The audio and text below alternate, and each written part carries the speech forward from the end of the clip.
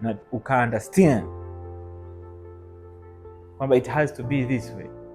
Hiyo knowledge I swear to God itatafuta tu mlango wa kuingilia ndani somewhere else in your mind, kwa sababu umefikia kwenye acceptance na umekuwa kind to yourself. Kwa the short topic of today ambayo tunatumia dakika 10 ni be kind to yourself. Be nice. Kwa nini uwe nice kwa your neighbor wanapopitia wakati mgumu? Amekufanya nini huyo jamaa? Poa, binadamu ndivyo alivyo. Yaani umemchukulia poa tu, inabidi vitu vingine usahau. Niliona hiyo clip hiyo, yule jamaa alisema hivi. Sio? Yaani maisha tu yapo hivyo, kuna watu wengine ndio hivyo wana roho mbaya. Sio nini una-encourage mwenzio, sio? Lakini the same thing happens to you. Nilijua tu.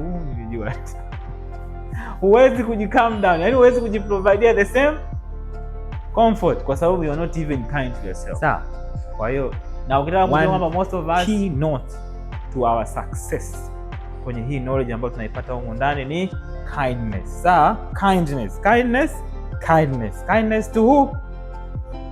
To yourself. With no condemnation. Usicondemn yani. Sitaki kitu kinaitwa self condemnation. Yaani sitaki mtu ajicondemn kwa namna yoyote.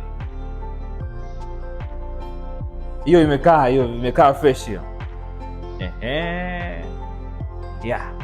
Sio wewe tu, hata mimi.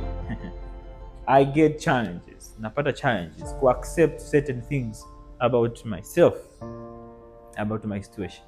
Na inachukua muda. Some things take 2 months, some things 6, some things a year. Nasema okay. Crash course. This is not a crash course. Hii sio course ya kusema tuna course ya siku mbili tutafanya pale hoteli, tutajifunza kuhusu human nature.